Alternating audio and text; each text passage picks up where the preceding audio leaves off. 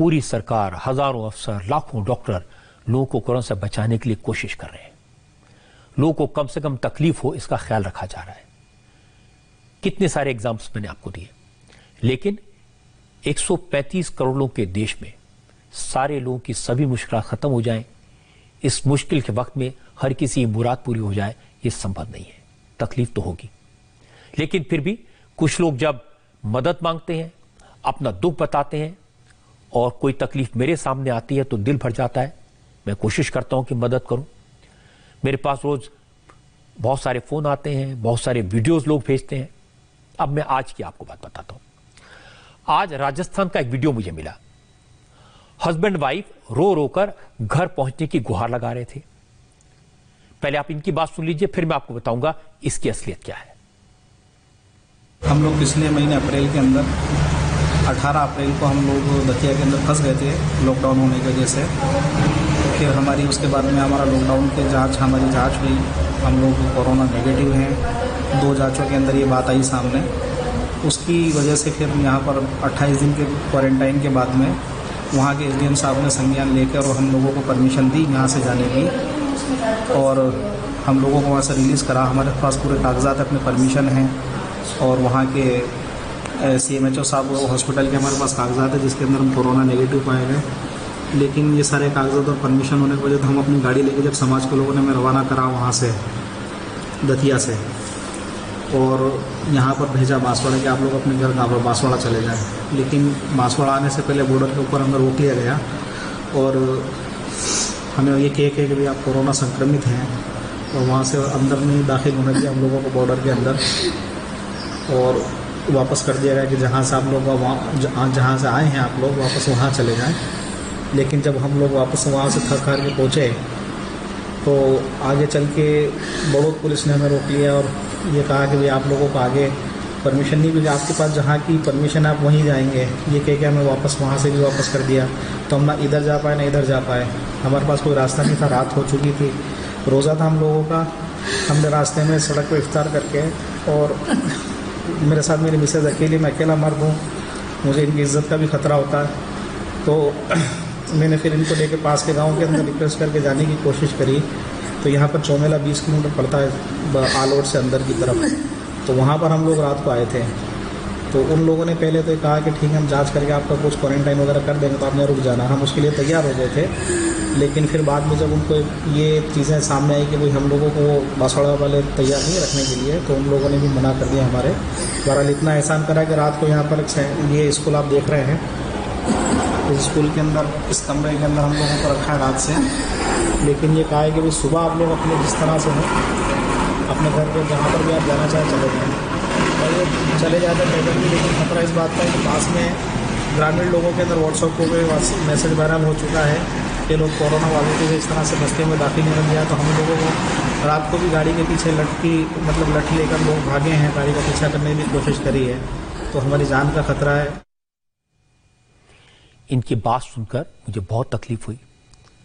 किसी के बच्चे घर पर 1.5 महीने से अकेले हैं, माँ बाप रास्ते मुसीबत में हैं, सड़क पर इन्हें नमाज पढ़नी पड़ रही है, ये रो रो कर मदद मांग रहे हैं, डर लग रहा है। मुझे लगा इनकी मदद करनी चाहिए। मैंने राजस्थान असेंबली के स्पीकर सीपी जोशी को फ़ोन किया और ये वीडियो उनको भेजा। उनसे मैंने कहा कि इन लोगों की मदद होनी चाहिए, मुसीबत में है।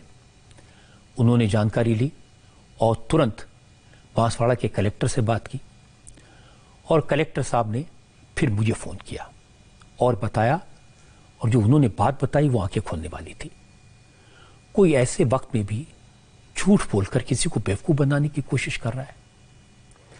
पता ये चला कि वीडियो में जो व्यक्ति दिखाई दे रहा है उसका नाम है मोइन खान, साथ में उसकी वाइफ है यास्मीन खान। ये बांसवाड़ा के रहने वाले हैं, और ये बात सही है कि ये दोनों जो कहानी बता रहे हैं वो सच नहीं है। पुलिस पहले ही पूरी जांच कर चुकी है। ये दोनों 16 मार्च को बांसवाड़ा से दिल्ली आए थे, यहां निजामुद्दीन इलाके में मरकज में गए थे। ये तबलीगी जमात के मरकज में शामिल हुए थे, और उसके बाद ये दतिया चले गए। चूंकि निजामुद्दीन मरकज से बड़ी संख्या में जमाती निकले, कोरोना फैलाया गया, पुलिस को इन दोनों की लोकेशन पर निजामुद्दीन इलाके में मिली थी, इसलिए इनसे फोन से संपर्क करके इन्हें से जल्दी अपना चेकअप कराने को कहा गया। लेकिन ये दोनों नहीं लौटे। 28 अप्रैल को ये लोग अपनी गाड़ी से चुपके से बांसवाड़ा वापस आ रहे थे। बॉर्डर पर पुलिस ने रोका, पास मांगा। इन दोनों ने दतिया जिले के मजिस्ट्रेट की चिट्ठी दिखाई जिस पर दोनों का नाम नहीं था, लेकिन चूंकि पुलिस के पास इन दोनों का रिकॉर्ड था, इसलिए दोनों को शहर में घुसने की इजाजत नहीं दी गई। इन दोनों को स्कूल की बिल्डिंग में क्वारंटीन किया गया। दोनों का कोरोना टेस्ट किया गया, रिपोर्ट आने का इंतजार है।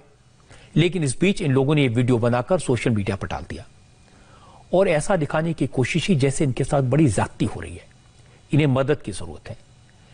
इस केस के बारे में बांसवाड़ा के डिस्ट्रिक्ट मजिस्ट्रेट ने जो बात बताई, तफसील से बताई, वो भी सुनने लायक है।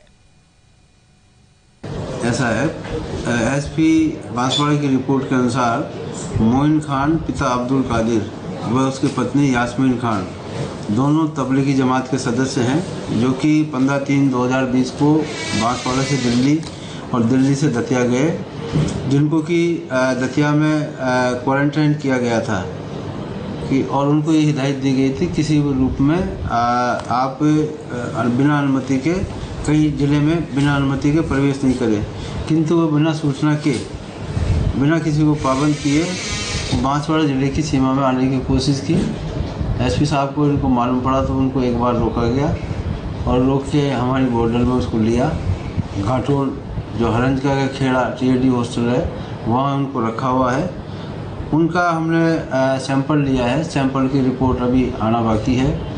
वायरल जो वीडियो हो रहा है उसमें उसने ये भी कहा कि मेरी जान को भी खतरा है। इस संदर्भ में मैं कहना चाहूँगा कि इसमें जहाँ हमने उसको क्वारंटीन कर रखा, सारी फैसिलिटी दे रखी है, वो रोजे भी कर रहा तो उसको फूड्स भी प्रोवाइड किए जा रहे हैं। साथ ही साथ पुलिस की व्यवस्था भी हमने कर रखी है कि उसको कोई सुरक्षा को किसी प्रकार का कोई खतरा नहीं है। अब सोचिए, पुलिस इससे ज्यादा किसी के लिए और क्या कर सकती है। कोरोना का टेस्ट करा रही है, क्वारंटीन सेट में रखकर खाने पीने का इंतजाम कर रही है, रोजे का इंतजाम कर रही है, इफ्तार का इंतजाम कर रही है। और इस पर भी अगर कोई सोशल मीडिया पर वीडियो पोस्ट करके कहे कि उसके साथ ज्यादती हो रही है, उसके बच्चे अकेले हैं, उसे घर नहीं जाने दिया जा रहा, तो ये पुलिस के साथ, प्रशासन के साथ, कोरोना वायरस जो वॉरियर्स हैं उनके साथ बड़ा अन्याय है, बड़ी बेइंसाफी है। जब मैंने ये वीडियो देखा था तो मुझे भी लगा था कि पुलिस को तो ऐसा नहीं करना चाहिए। अगर कोई परमिशन लेकर दतिया से बांसवाड़ा पहुंच गया है, उसे कोरोना नहीं है, उसका टेस्ट नेगेटिव आया, तो उसे वापस भेजने का क्या मतलब? उसे घर जाने की इजाजत तो मिलनी चाहिए। लेकिन जब उल्टी कहानी देखी तो दुख हुआ। और मैं सीपी जोशी का धन्यवाद करना चाहता हूं, उन्होंने तुरंत एक्शन लिया।